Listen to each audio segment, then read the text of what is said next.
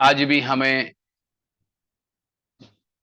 हमारे परमेश्वर के महान उपस्थिति में एकत्रित होकर परमेश्वर की वचन को पढ़ने का विशेष अवसर परमेश्वर ने हमें प्रदान किया। अलग अलग जगहों से इस बाइबल अध्ययन में जुड़े हुए आप सभी प्रियजनों के लिए मैं प्रभु का धन्यवाद करता हूं और आप सभी प्रियजनों को मसीही वंदना भी।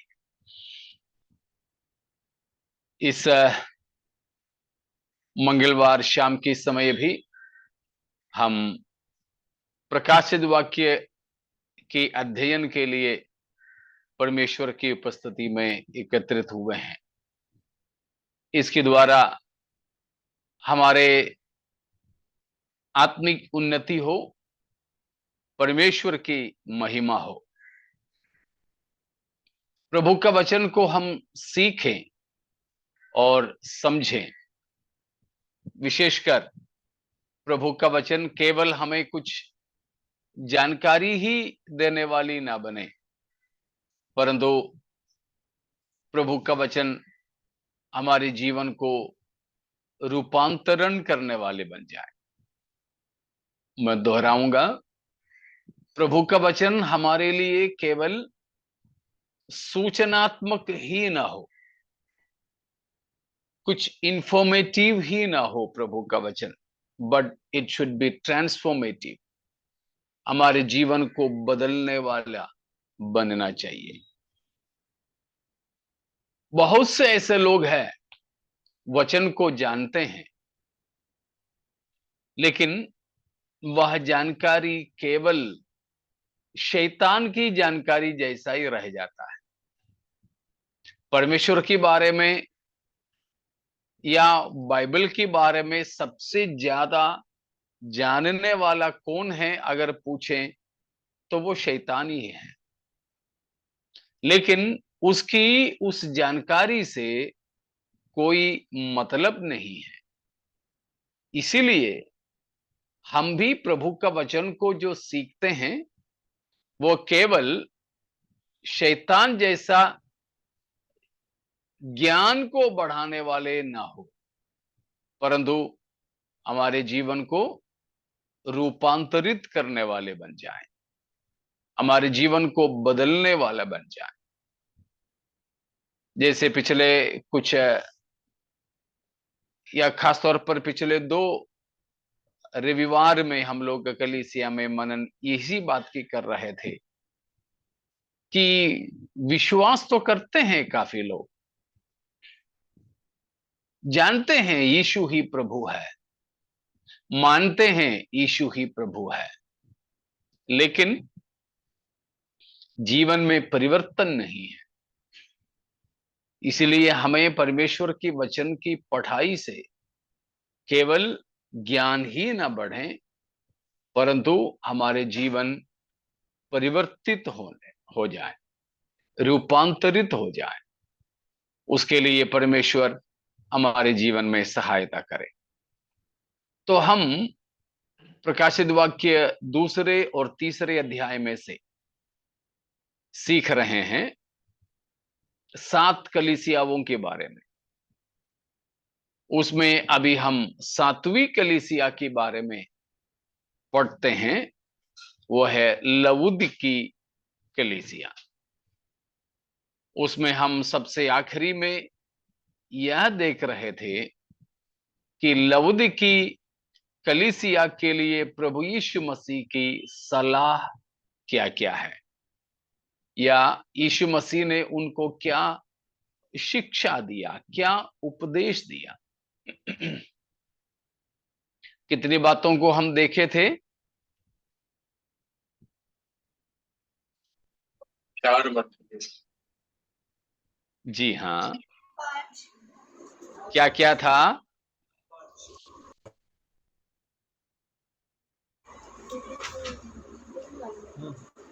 आग में ताया हुआ सोना तुम उससे खरीद ले, जी। शुभ्र वस्त्र तुम उससे खरीद ले, और आंखों में लगाने के लिए सुरमा और मन फिराए।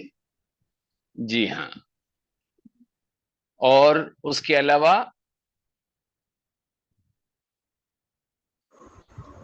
मन फिराव के लिए या और मन सरगर्म या मन और फिरावो।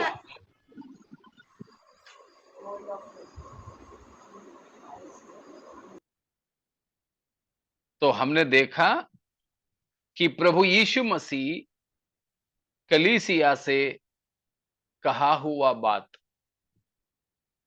यीशु मसीह की आदेश या सलाह के तौर पर हम ले सकते हैं। उन बातों को हमने देखा कि खरीद लो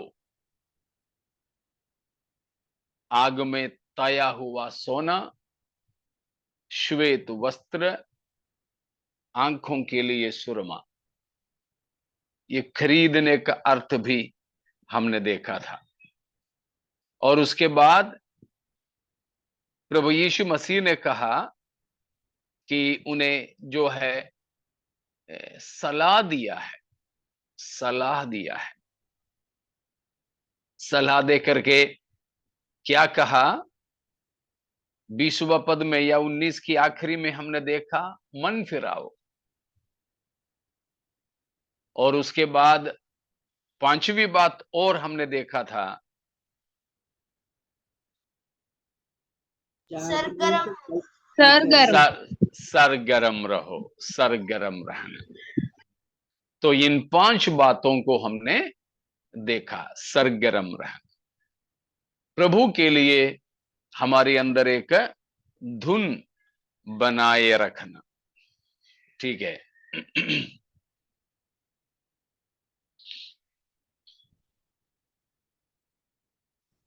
और एक 6वीं बात और उसके साथ में हम 20वां पद से देख सकते हैं। 20वां पद को पढ़िएगा, प्रकाशित वाक्य 3 का 20। देख, मैं द्वार पर खड़ा हुआ खटखटाता हूँ। यदि कोई मेरा शब्द सुनकर द्वार खोलेगा, तो मैं उसके पास भीतर आकर उसके साथ भोजन करूंगा और वह मेरे साथ। हाँ, यहां पर हम देखते हैं प्रभु यीशु मसीह, लेकिन एक आदेश के तौर पर नहीं, परंतु उन्हें बताया है कि मैं द्वार पर खड़ा हुआ खटखटाता हूं। क्या करें? कोई मेरी आवाज को सुनकर द्वार खोले, द्वार खोले तो मैं भीतर आऊंगा।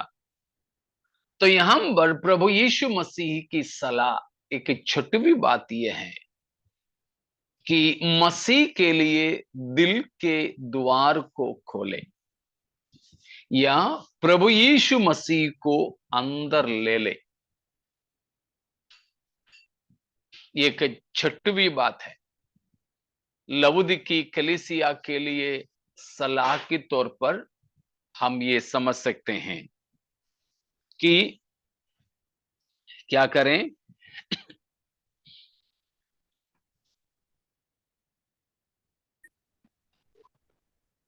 हाँ बोलिए। मसीह के लिए द्वार खोले। हाँ, मसीह के लिए हृदय की दरवाजा को खोल दे या यीशु को अंदर ले ले, अंदर ले ले। ये है प्रभु यीशु मसीह की एक 6वीं सलाह लवुदिकी कलीसिया के लिए। मतलब मसीह को केवल दरवाजे पर ही न छोड़े, मसीह को अंदर ले। मैंने शायद पिछले हफ्ता था वो हिंदी गाने के बारे में बोला था। तेरे दिल के द्वार पर यीशु खटखटाता, खोलो तुम दरवाजा, वो है आना चाहता। हाँ, कई सारे लोगों के जीवन में यीशु बाहर है, कई कलीसियाओं के भी यीशु मसीह बाहर है। ये है बड़े खतरा। कलीसिया के अंदर सबसे बड़ी खतरनाक स्थिति यह है कि प्रभु यीशु मसीह कई कलीसियाओं में बाहर है, कई व्यक्तियों के भी अंदर नहीं है, बाहर है। तो यीशु के लिए दरवाजा खोलना, द्वार पर खटखटाता हूं, मतलब प्रभु यीशु मसीह जबरदस्ती से हमारे किसी के हृदय में प्रवेश नहीं करेगा। इसलिए नहीं कि यीशु मसीह सक्षम नहीं हो, वह मृत्युंजय है, मृत्यु की बंधन को तोड़ा है, शैतान का शक्ति को परास्त किया है। सड़ाहट से यीशु मसीह जी उठा है।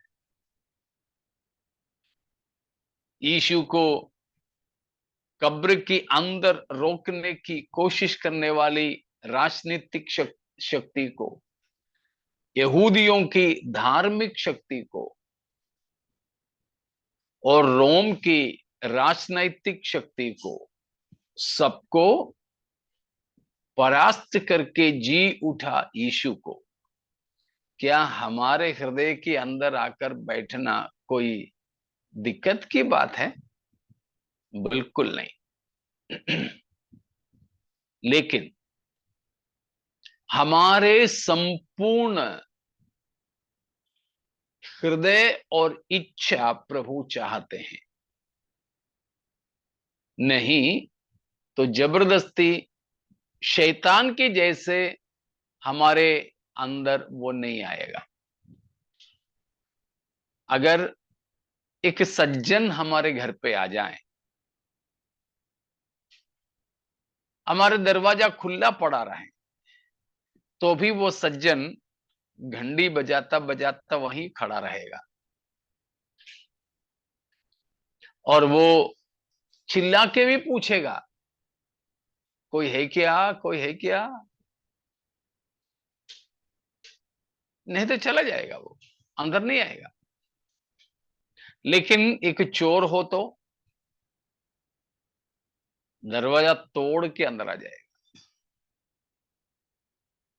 शैतान अक्सर ऐसा करता है, घुसपैठ करता है। वो आतंकवादी लोग गलत और अनैतिक तरीके से, अवैध तरीके से प्रवेश करते हैं। उसके लिए हमारे पत्रकारों की भाषा घुसपैठ किया। तो शैतान भी घुसपैठ करता है, लेकिन यीशु मसीह कभी भी ऐसा नहीं है। हम सो इच्छा से और होश में होकर जब तक अपने प्रभु को जानबूझकर अपने जीवन में आनंद के साथ न उतारे, तब तक प्रभु हमारे किसी के भी जीवन में नहीं आएंगे।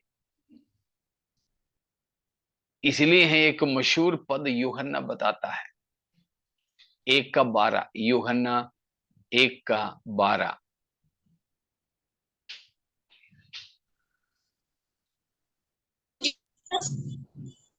परंतु उन्होंने उसे दान किया, परमेश्वर ने उसे अपनी संतान होने का अधिकार दिया। Praise God. किसको परमेश्वर ने अपना संतान होने का अधिकार दिया है? जितनों ने उसे ग्रहण किया है। हाँ, तो हमें क्या करना है? यीशु मसीह को ग्रहण करना है। उसका 11वां पद को पढ़िएगा। वह जगत में था और जगत उसके द्वारा उत्पन्न हुआ और जगत ने उसे नहीं पहचाना।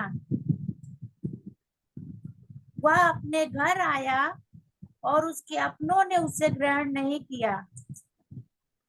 देखा, यीशु मसीह ने सृष्टि किया हुआ जगत, लेकिन यीशु सृजनहारे को सृष्टि ने नहीं जाना, नहीं पहचाना। तब यीशु अपना घर आया,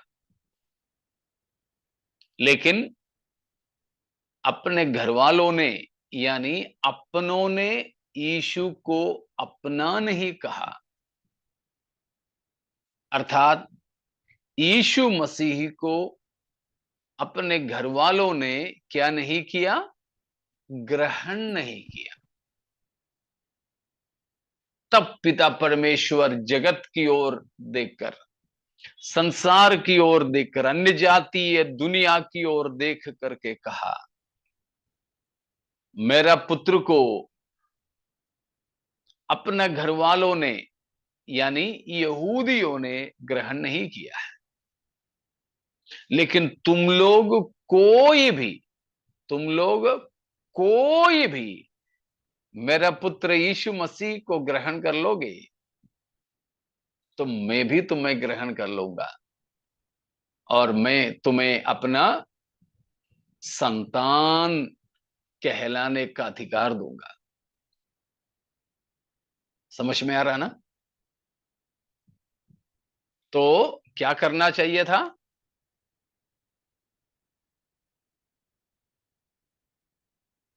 यीशु बताइए। मसीह को ग्रहण करना चाहिए। यीशु मसीह को ग्रहण करना चाहिए, अंगीकार करना चाहिए, अपनाना चाहिए।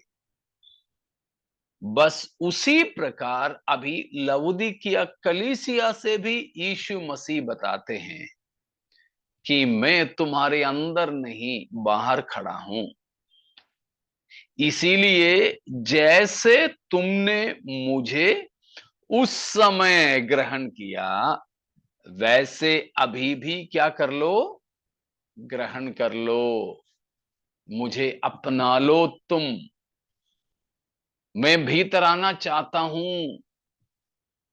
तो ये है छठवीं बात प्रभु यीशु मसीह ने लवोदिकी कलीसिया से कहा है।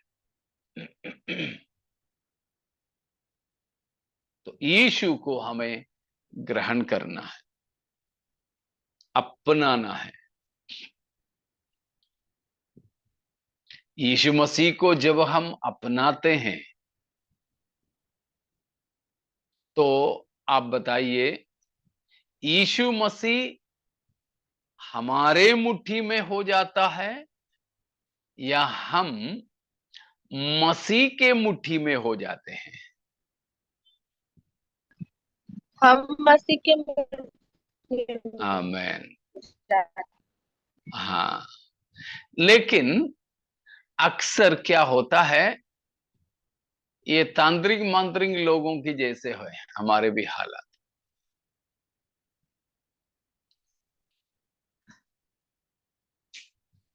जब मैं इन अन्नो, राधा, रूपेश इन जैसे लोगों के कलीसिया में सेवा करता था, तो दुष्टात्मा ग्रसित लोग प्रभु की आत्मा के द्वारा छुटकारा पाते थे।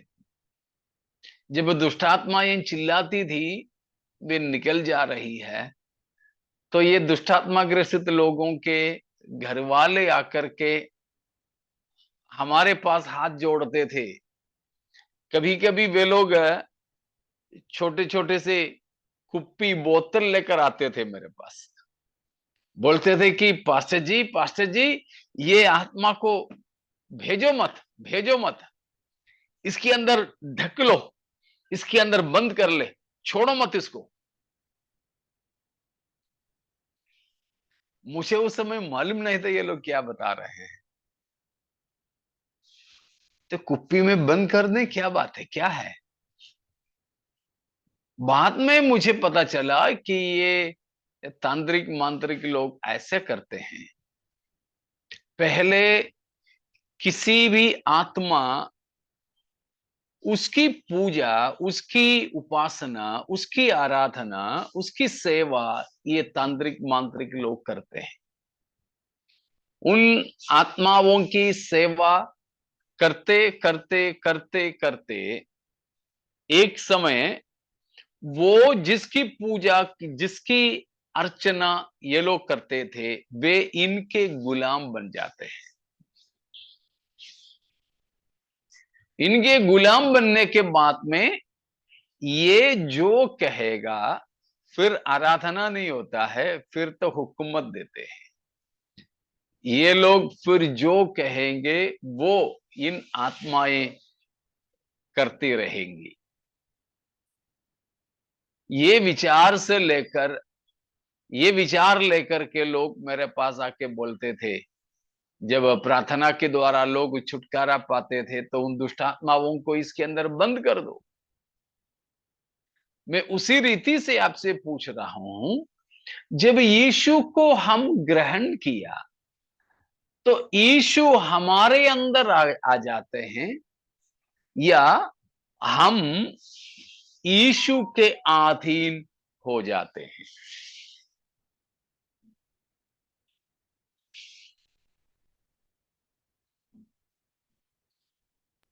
हम ईश्वर के अधीन हो जाते हैं। दोनों। ठीक है, दोनों। मान लिया यीशु मसीह ने बोला, मैं तुम में और तुम मुझ में, लेकिन कौन किसके अधीन हो जाते हैं? हम यीशु मसीह के अधीन हो जाते हैं। हम यीशु के अधीन हो जाना चाहिए, लेकिन कई बार हम लोग भी वही तांत्रिक मंत्रिक वालों का हालात ले लेते हैं कि यीशु को कुप्पी में रखकर हम हुकूमत देने लग जाते हैं। हाँ यीशु, मेरा ये कर देना, मेरा वो कर देना। घर में थोड़ा पैसा रखा हुआ है, लेकिन ताला लगा के मैं बाहर जा रहा हूं, खड़े रहना, संभाल लेना। गाड़ी नो पार्किंग में रख के जा रहा हूं, पार्किंग में रखने का मुझे वक्त नहीं है, मैं जल्दी आ जाऊंगा, लेकिन कोई पुलिस पावती ना काटे। संभाल लेना, देख लेना। हम लोग कई बार यीशु को ग्रहण करने का मतलब यह सोचते हैं कि हम बड़े और यीशु छोटा। नहीं, अवश्य ही हमें यीशु मसीह को अपनाना है। उसका मतलब यह है कि हम अपने आप को यीशु के अधीन कर देना है। मैं दोहराऊंगा, यीशु मसीह को ग्रहण करने का यह है मतलब कि हम यीशु मसीह के अधीन बन जाते हैं। हम यीशु मसीह के अंदर हो जाते हैं। स्वयं हम यीशु के कदमों पर खुद को दे देते हैं। यीशु को ग्रहण करने का मतलब ये ना समझें कि यीशु मसीह को हमने अपना लिया, इसीलिए हम अपना काम उससे करवा ले ना, परंतु ये है कि हम अपने आप को यीशु मसीह के अंदर सौंप देते हैं कि यीशु की प्रभुता हमारे जीवन में चले। यीशु मसीह की प्रभुता हमारे जीवन में चले।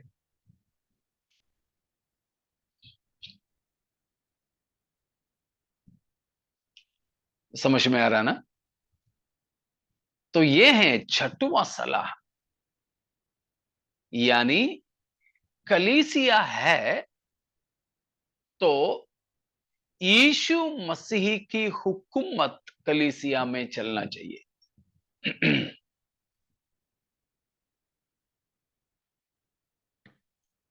यीशु मसीह की आज्ञाकारिता हमारे कलीसिया में होनी चाहिए।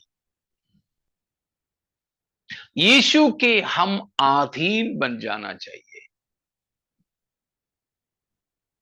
Praise God.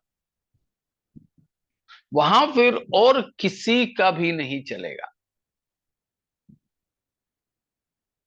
लेकिन यहां प्रभु यीशु मसीह की उपस्थिति नहीं, यीशु मसीह की हुकूमत नहीं, प्रभुता नहीं। लौदीकी कलीसिया का सबसे बड़ा खतरा यह रहा, मसीह रहित कलीसिया और यीशु मसीह की प्रभुता के बाहर चली गई कलीसिया। मसीह की प्रभुता के बाहर चली गई कलीसिया। लेकिन यीशु मसीह कहता है कि दरवाजा खोल दो।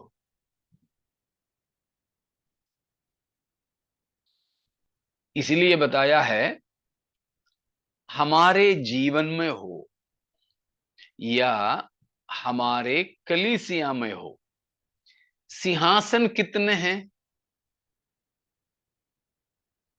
सिर्फ एक ही सिंहासन है। लेकिन दावेदार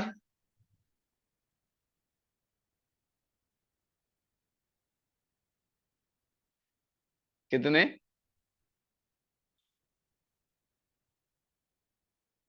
या अनम्यूट करके बोल सकते हैं आप? गलत है तो कोई बात नहीं। बहुत सारे दावेदार हैं। बहुत से हैं, कम से कम 3-4 तो है। हम खुद ही और किसी को बैठने नहीं देंगे। शैतान दूसरा और कोई मनुष्य तीसरा, और यीशु मसीह को भी ले लें तो कम से कम 4 दावेदार। वैसे तो बहुत है, लेकिन मुख्य तौर पर। लेकिन हम इस तख्त, ये सिंहासन किसके लिए देते हो, यह है सबसे मुख्य बात। कई बार तो हम लोग यहां मुंबई में लोकल ट्रेन में, वो भी फर्स्ट क्लास में नहीं, सेकंड क्लास में सफर करते हैं, तो 3 लोगों को बैठने की सीट है, लेकिन उसमें 4 लोग तो बैठते ही बैठते। उठ के नहीं देते हैं, बोलेंगे इधर बैठ जाओ, इधर। नहीं तो वो चौथा वाला तीसरा वाला से बोलेगा थोड़ा सरकना, थोड़ा बाजू हो जा। तो 3 लोगों के सीट पे 4 तो बैठते बैठते। और हमें मालूम है विंडो सीट एक खाली, एक सिंगल सीट है, उस पर तो कम से कम 3 लोग बैठ जाते हैं। एक सीधा बैठेगा, एक ये कोने में, एक उधर को।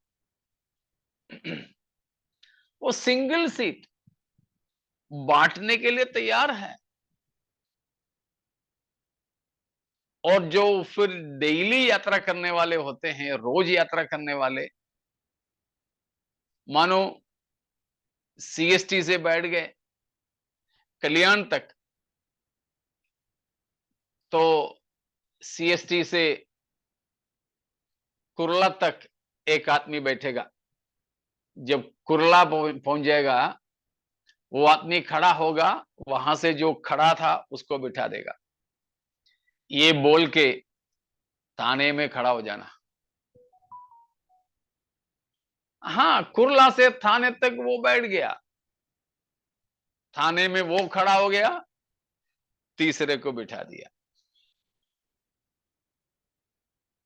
क्या हमारे जीवन के तख्त के साथ, हमारे जीवन के सिंहासन के साथ यही काम करते रहे हम? बिल्कुल नहीं, बिल्कुल नहीं। एक जन को बैठने का सीट दो और लोगों के साथ बांटने के लिए नहीं। प्रभु यीशु मसीह हमारे द्वार पर खटखटा रहा है, खोलो तुम दरवाजा। बोलने का मतलब यह नहीं है कि सिंहासन को बांटो। सीएसटी से कुर्ला तक एक जन को बिठा दो, वहां से थाने तक दूसरे को बिठा दो, वहां से कल्याण तक तीसरे को बिठा दो। एक ही सीट बारी बारी से दे दो। संडे शाम से लेके बुधवार तक एक को दे दो, बुधवार से शनिवार तक दूसरे को दे दो, शनिवार रात से लेकर संडे शाम तक यीशु मसीह को दे दो। ज्यादातर मसीहियों के जीवन में यही बारी बारी तो चलता ना। संडे सुबह के, शनिवार शाम से लेकर के पूरा पवित्रता ही है। बाइबल पढ़ना, प्रार्थना करना, बहुत कम बोलना, और सफेद सब तैयार करना, टीवी बंद रखना, मोबाइल भी राशन से इस्तेमाल करना। क्यों? कल संडे है, वो भी कल प्रभु भोज भी हो तो फिर पूछो मत, रास्ता और साफ होगा। वीआईपी आता है ना, मुख्यमंत्री आज इधर से गुजरने वाला है तो पूरा नाकाबंदी होगा रास्ते पे, पुलिस वाले जगह जगह पर खड़े रहेंगे। बस वीआईपी चला गया, फिर तो पुलिस वाले किधर गए पता नहीं, ट्रैफिक कैसे भी हो, कोई भी फंसे। लेकिन मुख्यमंत्री निकलने से 10 मिनट 5 मिनट पहले आके सब तैनात हो जाएंगे। संडे के दिन वीआईपी आने वाला दिन है, नाकाबंदी तो जरूर होगा। लेकिन हो गया संडे का मीटिंग, नाकाबंदी खत्म, फिर तो कोई भी इधर से जाओ उधर से जाओ, ट्रैफिक जाम में फंसो, कोई नहीं परवाह करेगा। ध्यान दें, हमारे जीवन में भी, कलीसिया में भी केवल एक ही तख्त है, केवल एक ही सिंहासन है। उस सिंहासन का असल दावेदार केवल एक ही है, हमारे प्रभु यीशु, जिसने हमारी छुड़ौती के लिए अपने आप को कुर्बान किया। यीशु मसीह के अलावा कोई उस सिंहासन के योग्य नहीं है। लेकिन हम लोग कई बार समझौता करके 2-3 लोगों में उसको बांट देते हैं। तुम भी बैठो ना, तो क्या हो गया, तुम भी बैठो। किसी किसी इलाके में आप ट्रेन में रिजर्वेशन करके जाओगे, आपको लेट के जाने को नहीं मिलेगा।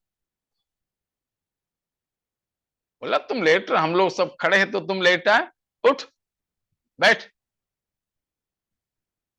हमको भी बिठा दो। तुम भी कोने में बैठ जाओ, कोई दिक्कत नहीं। ये नहीं है। तो हमारे जीवन का केवल एकमात्र सिंहासन, और किसी के साथ ना बांटे, सिर्फ वो यीशु के लिए अलग कर दे। और यीशु मसीह वहां बैठेगा तो यीशु मसीह ही will not be a passive guest. कहीं कहीं आपने पढ़े होंगे, केरल के बहुत से घरों में मैं पढ़ता था, आजकल थोड़ा कम दिखता है, लेकिन पहले ऐसा लिखा हुआ टंगा रहता था, Jesus Christ silent listeners to every conversation and invisible guest at every meal। उससे पहले लिखा रहता था, Christ is the head of this house. ये लिखा रहता था, यीशु इस घर का मुखिया है। उसके बाद उसी के साथ नीचे लिखते थे, हमारे हर एक भोजन के समय में अनदेखे मेहमान और हमारे हर एक वार्तालाप में चुपचाप से सुनने वाला व्यक्ति। सही है, मैं उसको गलत बोलूंगा। क्यों? घर का अगर मुखिया है तो खाने के मेज पे, डाइनिंग टेबल पे वो मेहमान है? बिल्कुल नहीं। मैं तो मेरे घर पे मेहमान बन करके खाने पे बैठना थोड़ी पसंद करूंगा। हाँ, बिल्कुल नहीं। और यीशु मसीह हमारे घर का मुखिया है। यीशु मसीह को चोरी छुप के क्यों हमारे वार्तालाप को सुनना है? बिल्कुल नहीं। अगर वो मेरा जीवन का मुखिया है तो मेरा संपूर्ण जीवन का नियंत्रण वही करेगा। Praise God. समझ में आ रहा ना? अगर यीशु मसीह हमारे जीवन का प्रभु है, हमारे जीवन के एकमात्र सिंहासन पर वही विराजमान है, तो हुकूमत और किसी का नहीं चलेगा, केवल यीशु मसीह का ही चलेगा। तो यीशु मसीह को हमारे जीवन के सिंहासन पर विराजने के लिए देना, मसीह को अंदर आने देना, मसीह को ग्रहण कर लेना,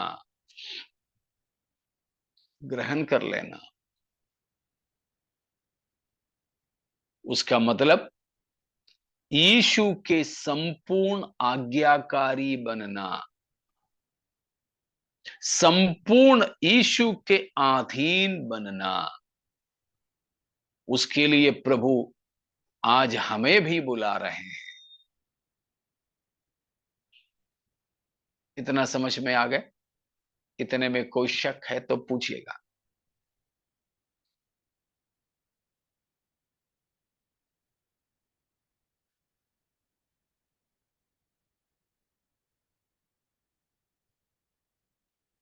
कोई संदेह नहीं।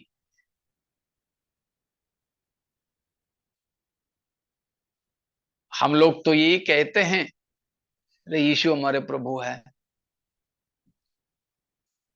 हम हर प्रार्थना में ये बोलते हैं, जहां 2 या 3 प्रभु आपके नाम से एकत्रित हो, उनके बीच में मैं हूं। आपने वादा किया, वायदे के अनुसार आप हमारे बीच में हैं, लेकिन है क्या?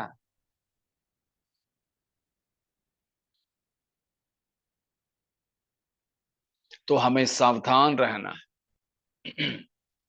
तो ये हम पर प्रभु यीशु मसीह उसी बात को हमें बताते हैं कि मसीह कहता है कि हम मसीह के लिए अपना जीवन का द्वार को खोल दें। ठीक है।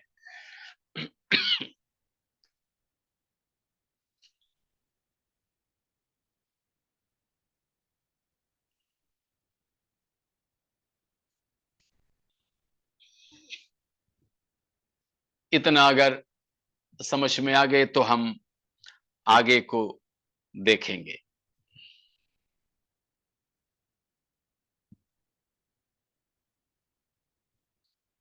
मान लीजिए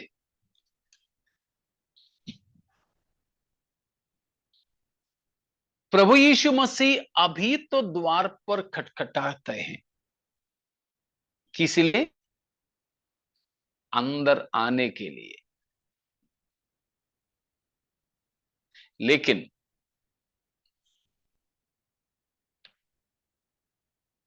प्रभु यीशु मसीह और एक बार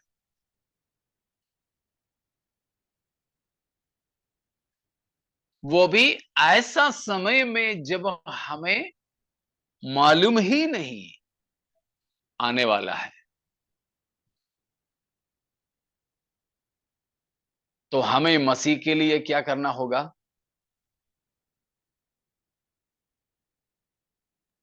तैयार रहकर द्वार खोलना होगा। बिल्कुल तैयार रहना होगा।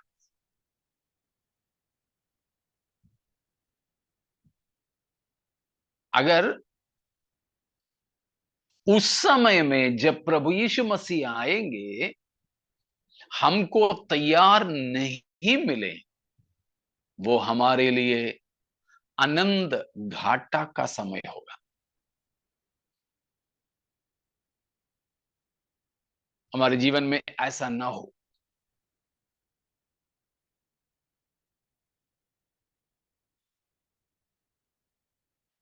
ठीक है, अब हम आगे को बढ़ेंगे। वो ये हैं,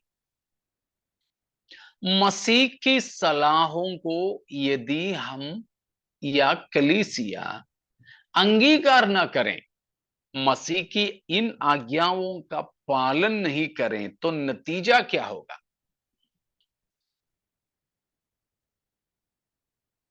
अब मसीह ने जो कहा 6 बातें, क्या क्या 6 बातें? सोना, श्वेत वस्त्र और सुरमा को खरीद ले, मन फिराएं और सरगर्म रहें। और छठवा है, अभी हमने देखा, मसीह के लिए द्वार खोले। मसीह के लिए द्वार खोले। ये 6 आज्ञाएं यदि माने नहीं तो खतरा क्या है?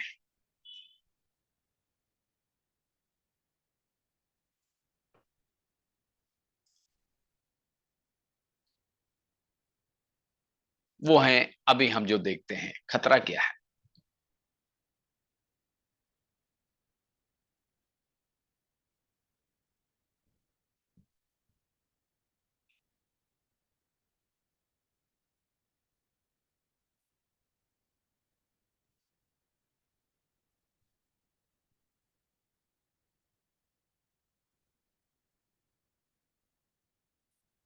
तीन का 16, प्रकाशित वाक्य 3 का 16। इसीलिए कि न तू गुनगुना है और न ठंडा है और न गर्म मैं तुझे अपने मुंह में से उगलने पर हूँ। क्या है खतरा? परमेश्वर में उगल दे। प्रभु कलीसिया को उगलने पर है।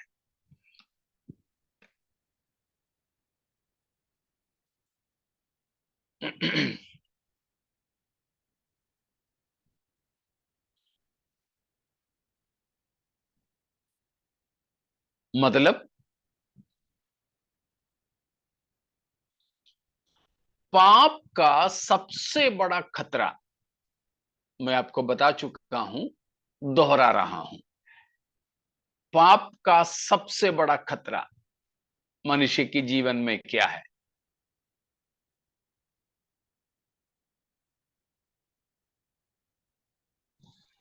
परमेश्वर की उपस्थिति हमारे जीवन में से अलग चले जाना।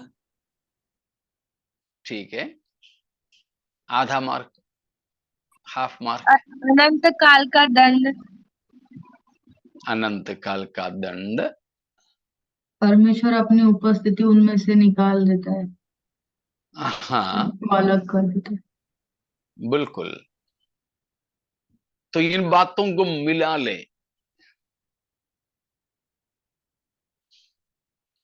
पाप का सबसे बड़ा खतरा परमेश्वर से अलग होना।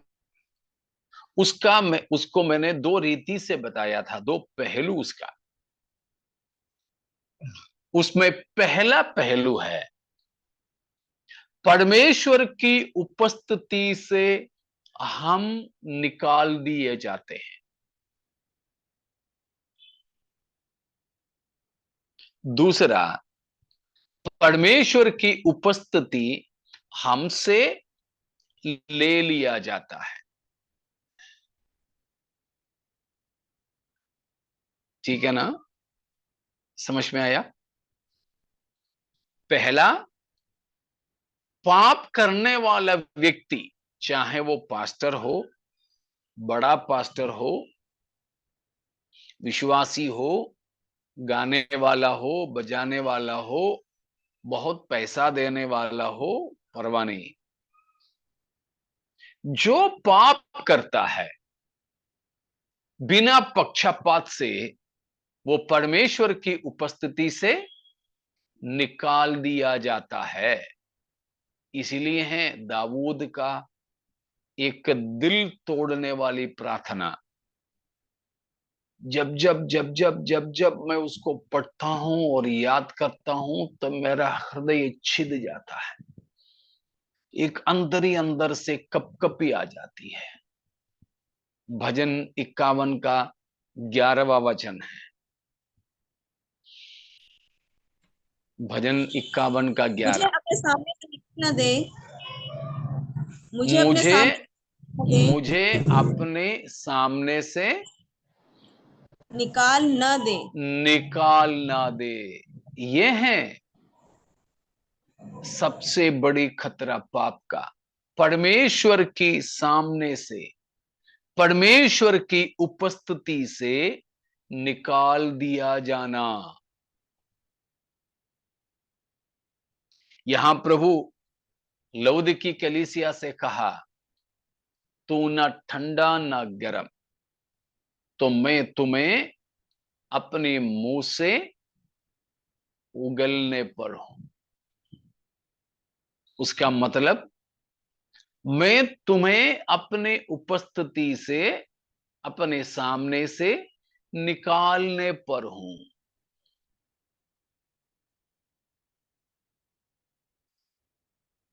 आप में से एक सिस्टर ने बताई थी शायद कि आनंद विनाश का दंड को हमें भुगतना होगा। क्या है? सच कहें तो अनंत विनाश का दंड परमेश्वर से दूर होना। Praise God. हम कई बार पढ़ चुके हैं, तो भी एक और बार पढ़ लीजिए। दूसरा थिस्सलुनीकियों 1:9। दूसरा थिस्सलुनीकियों 1:9। वे प्रभु के सामने से और उसकी शक्ति के तेज से दूर होकर अनंत विनाश का दंड पाएंगे। वे प्रभु की सामने से और उसकी शक्ति की तेज या प्रभाव से दूर होकर अनंत विनाश का दंड पाएंगे। तो मनुष्य को मिलने वाला सबसे खतरनाक पाप की नतीजा और खतरा यह है कि वे परमेश्वर के सामने से निकाल दिए जाएंगे और परमेश्वर की शक्ति के तेज से, शक्ति की प्रभाव से निकाल दिए जाएंगे।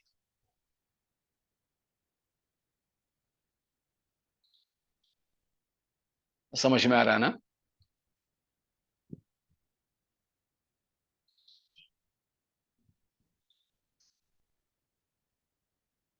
Praise God.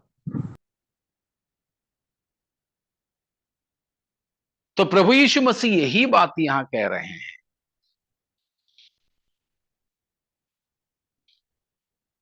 कि जो लउदी की कलीसिया प्रभु यीशु मसीह की इच्छा के अनुसार अपने जीवन को परिवर्तित ना करें, तो मसीह का कहने का मतलब है मैं तुम्हें अपने मुंह से उगलने पर हूं, यानी परमेश्वर की उपस्थिति से निकालने पर है, निकालने पर है।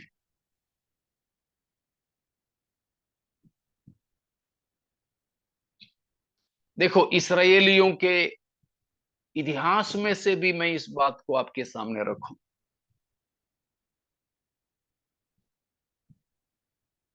परमेश्वर इस्राएलियों को दिया सबसे बड़ा झटका क्या था? देखिए, दूसरा राजा 23 अध्याय की 27वां वचन। दूसरा राजा 23:27। यहोवा ने कहा था, जैसे मैंने इस्राएल को अपने सामने से दूर किया, वैसे ही यहूदा को भी दूर करूंगा, और इस यरूशलेम नगर जिसे मैंने चुना और इस भवन जिसके विषय मैंने कहा कि यहाँ मेरे नाम का निवास होगा, के विरुद्ध मैं हाथ उठाऊंगा। इस्राएल और यहूदा जब पाप किया तो परमेश्वर ने क्या किया? 27 की शुरुआत में बताया, इस्राएल को मैंने क्या किया? जैसे मैंने इस्राएल को अपने सामने से दूर किया, अपने सामने से दूर किया, और आगे यहूदा को भी दूर करूंगा, यहूदा को दूर करूंगा, दूर करूंगा। प्रेज और गॉड। इस नगर इस मंदिर का क्या होगा? और इस यरूशलेम नगर जिसे मैंने चुना और इस भवन जिसके विषय मैंने कहा कि यह मेरे नाम का निवास होगा, के विरुद्ध मैं हाथ उठाऊंगा। मैं उसके विरुद्ध में हाथ उठाऊंगा। उसका मतलब मैं त्याग दूंगा। इससे बढ़ा कोई खतरा बिल्कुल नहीं। प्यारों में फिर से बताना चाहूंगा, पाप करने से जो सबसे बड़ा खतरा है वो नौकरी जाने की बात नहीं है, गाड़ी चोरी होने की बात नहीं है, बच्चे फेल होने की बात नहीं है, हम बीमार पड़ने की बात नहीं है। हमारे पाप का सबसे बड़ा परिणाम, जब हम पाप करते जाएं तब भी शायद आर्थिक उन्नति, नौकरी में तरक्की, पढ़ाई में आगे बढ़ना, ये सब होता जाएगा, लेकिन परमेश्वर की उपस्थिति से हमको दूर करेंगे। ओ, हम प्रभु से प्रार्थना करें, प्रभु जी वो कभी ना होना। मेरे नौकरी चला जाए चलेगा, हमें खाने के लिए दाने दाने तक ना मिले चलेगा, प्रभु जी चलेगा। हमें मधु और दूध बहने वाले उत्तम देश ना मिले चलेगा, हम इस मरुस्थल में रहेंगे, परवाह नहीं। परंतु आपकी उपस्थिति से, आपके सामने से हमको क्या ना करें, दूर ना करें। हम ये प्रार्थना करते हैं।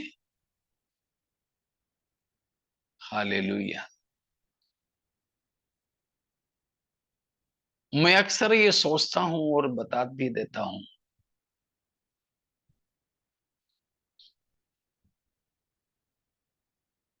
कि दूध और मधु बहने वाले कनान देश, जहां परमेश्वर की उपस्थिति नहीं है, उससे भी उत्तम है उस सिनाई की मरुस्थल, जहां न मधु, न दूध, न मांस, न घी, परंतु वहां क्या है, परमेश्वर की उपस्थिति की भरपूरी है। इसलिए मूसा ने प्रभु से कहा, प्रभु यदि आप मेरे साथ ना चलें, इस मरुस्थल से हमको आगे जाने ना दे। आपकी बिना उपस्थिति का कनान से उत्तम है आपकी उपस्थिति वाला, आपके सामने खड़े रहने की अनुग्रह मिलने वाला इस मरुस्थल के अनुभव। हालेलुया। समझ में आ रहा है ना?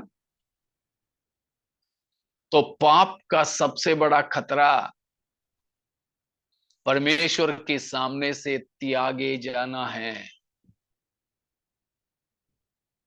उसका दो पहलू है, मैंने आपको बोला। पहला, हमको परमेश्वर अपने सामने से क्या करेंगे, निकाल देंगे, जाने देंगे। आदम हव्वा से लेकर वो इतिहास हम जानते हैं। आदम और हव्वा को परमेश्वर ने अदन की वाटिका से निकाल दिया। उत्पत्ति 3 का 23-24 जब पढ़ते हैं तो मुझे बहुत दुख लगता है।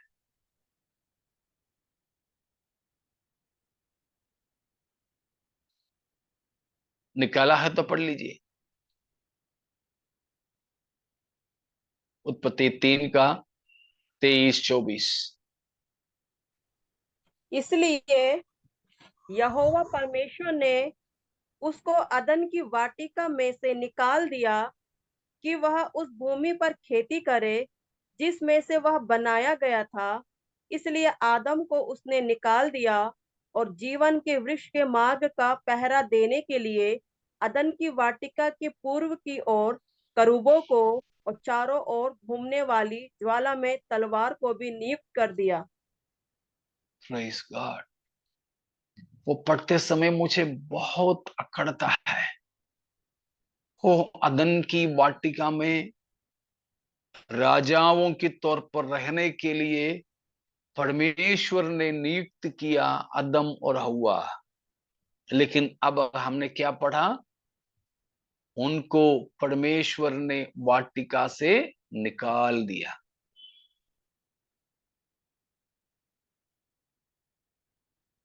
निकाल दिया।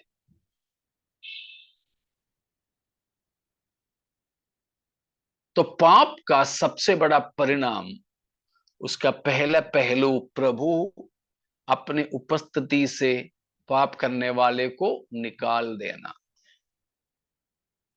त्यागे जाना।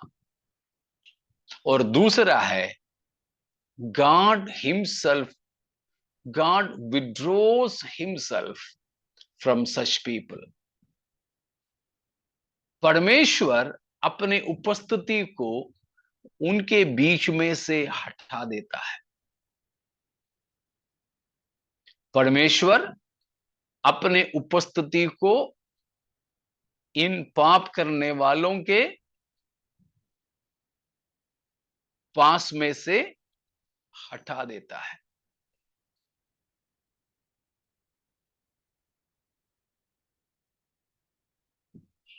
निर्गमन 33 का तीसरा पद में बताया, निर्गमन 33 का 3,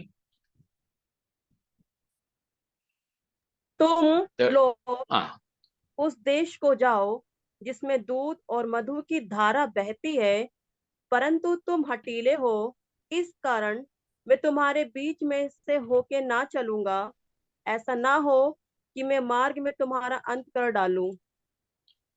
परमेश्वर अपने आप को इस्राएलियों में से हटा रहे हैं।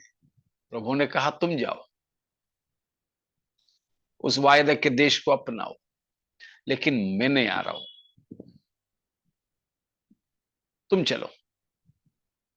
विड्रॉइंग हिमसेल्फ, परमेश्वर पीछे रुक जाता है, तुम लोग जाओ, चलो, मैं नहीं आ रहा हूं, मैं रुक जाता हूं।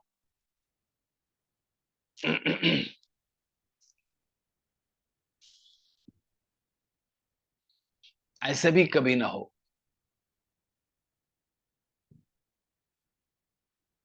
आपने कभी ये मिलिट्री वालों के एरिया में गए हो तो आपने देखा होगा कि कहीं कहीं बाजार और बस्तियों के पास लिख के रखा है out of bond, out of bond.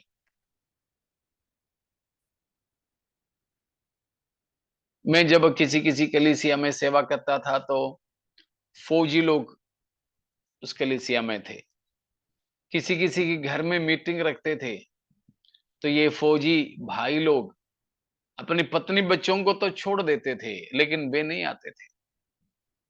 मैंने पूछा तो बोला कि वहां हमारे लिए आना मना है।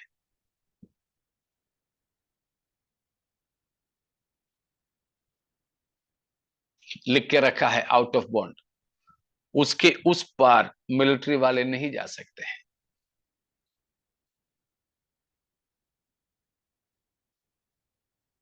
तो परमेश्वर बोल रहा है तुम जाओ, मैं ये रुक जाता हूं, मैं नहीं आ रहा हूं। तो परमेश्वर अपने आप को लोगों से दूर कर देते हैं। यह है पाप का सबसे बड़ा परिणाम।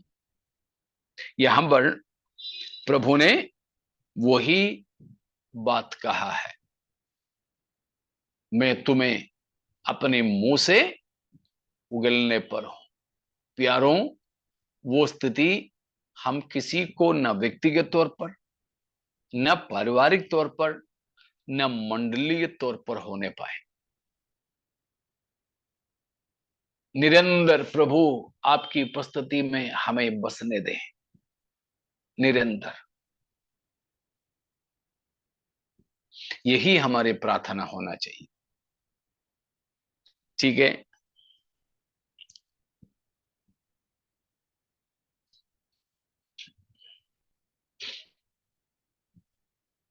इतना समझ में आ गया? इतने में कोई शक है तो पूछ लीजिए।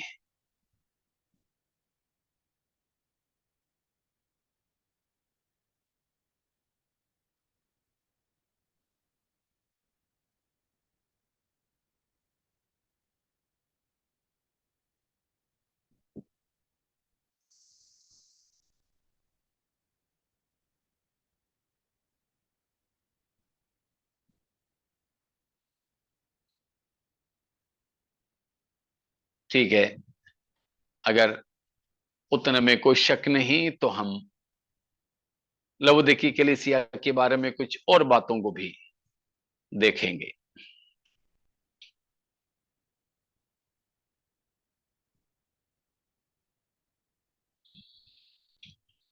उसका 19वां पद को पढ़िएगा, 3 का 19।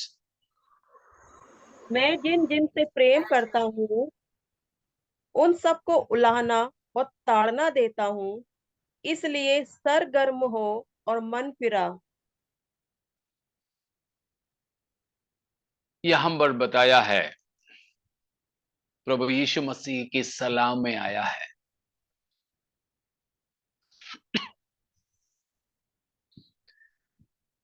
प्रभु यीशु मसीह इतना कुछ इस कलीसिया करने के बाद भी क्या उस कलीसिया से प्रेम करता था? करता हाँ था। करता करता था। क्या मतलब? उसका मतलब हम कुछ भी पाप करो तब भी प्रभु हमसे प्रेम करते ही रहेंगे ना? नहीं। नहीं। तो यहां पर प्रभु यीशु मसीह कहता है कि तुम इतने सब कुछ हो, लौदीकी कलीसिया, तुम इतने सब कुछ हो तो भी मैं तुमसे प्रेम करता हूं। इट्स नॉट अगापे लव, ये अगापे प्रेम नहीं है। यहां पर बताया गया प्रेम अगापे प्रेम नहीं है, परंतु फिलेयो है, फिलेयो प्रेम है। फिलाडेल्फिया के बारे में हम पढ़ते समय सीखे थे। फिलेयो, फिलेयो का मतलब है tender affectionate love, tender affectionate love. जैसे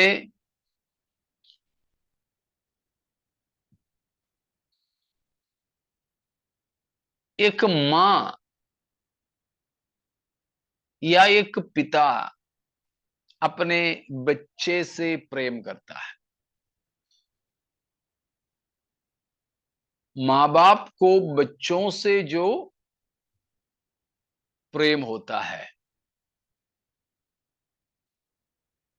हमारे हृदय के अंदर से एक विशेष तरह का प्रेम अपने बच्चों के लिए होता है, टेंडर लव। एक तरस खाने की स्थिति, एक तरस वाला प्रेम है।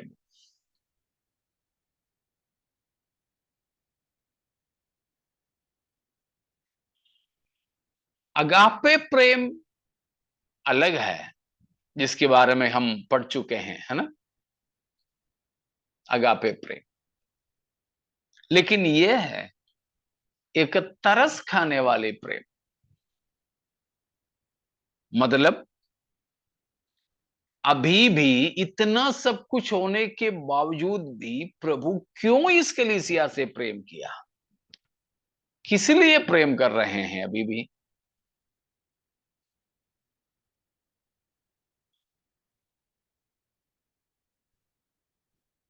इसीलिए कि वो कलीसिया अपने पाप में नाश ना हो।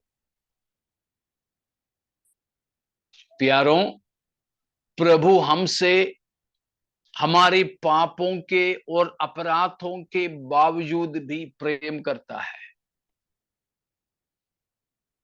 वो इसीलिए नहीं कि हमने जो किया पाप गंभीर नहीं हो, लेकिन इसीलिए वो हमसे प्रेम करते हैं कि हम प्रभु की प्रेम से दूर होकर कहीं नाश ना हो जाए।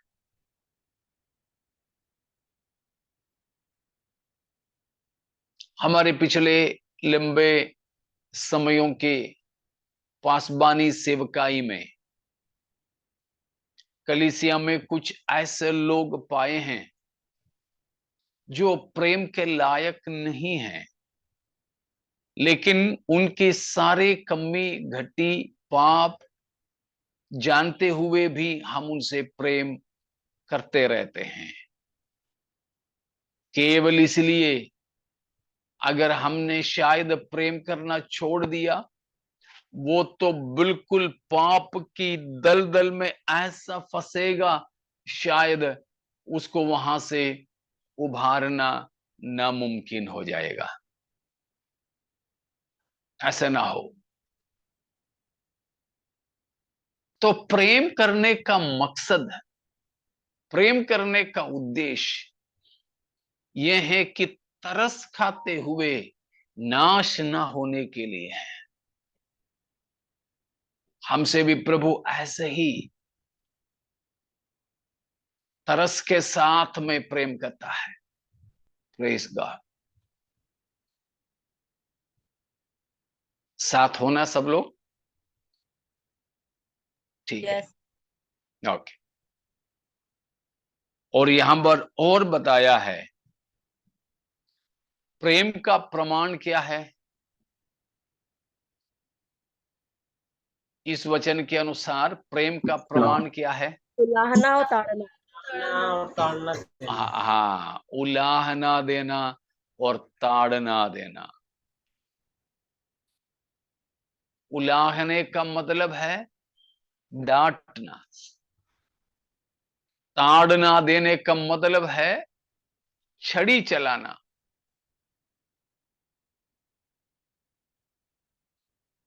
हम उलाहना देते और ताड़ना देते अपनों को या परायों को? अपने लोगों को। अपनों को, अपने बच्चों को, जिनसे हम प्रेम करते हैं, जो हमसे प्रेम करते हैं, उनको ही हम डांटते हैं और किसी को नहीं डांटते हैं। अंदर शायद गुस्सा आएगा तो भी चुप रहेगा, शायद हम लोग वहां से उठ के चले जाएंगे, लेकिन हम कुछ नहीं बोलेंगे।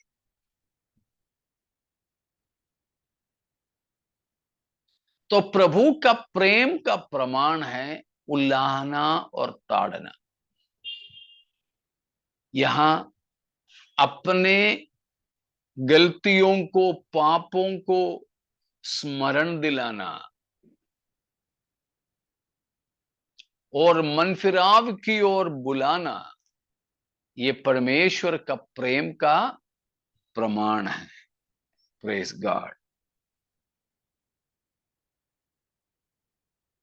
उलाहना देने का मतलब है कि सामने वाले को उनकी गलती देखने के लिए, समझने के लिए मजबूर करना। मैं अगर श्रेयस ब्रदर को उलाहने देता हूं तो उसका मतलब है कि मैं श्रेयस ब्रदर को जबरदस्ती कर रहा हूं कि वह अपने गलती को समझे। हम अपने बच्चों को उलाहना देते हैं तो मतलब है कि उनकी गलती उन्हें समझाना, वो है उलाहने का मतलब। उलाहने का मतलब जैसे नाथान नबी दाऊद के पास आया, एक कहानी सुनाया, मालूम है ना कहानी? हाँ जी। हाँ, वो कहानी सुनाकर क्या कर रहा था? दाऊद को उसके वो पाप स्मरण दिला रहे। बस वही है उल्लाहने का मतलब। उल्लाहना वो है कि सामने वाले को अपना पाप स्मरण दिलाना। जब प्रभु हमें उल्लाहना देते हैं तो उसका मतलब है कि हमें अपना पाप स्मरण आ जाता है। और ताड़ना भी देते हैं, हाँ, छोटी छोटी छड़ियां चलाते हैं। अपने बच्चों से भी यदि हम प्रेम करते हैं तो जरूर छड़ी चलाना।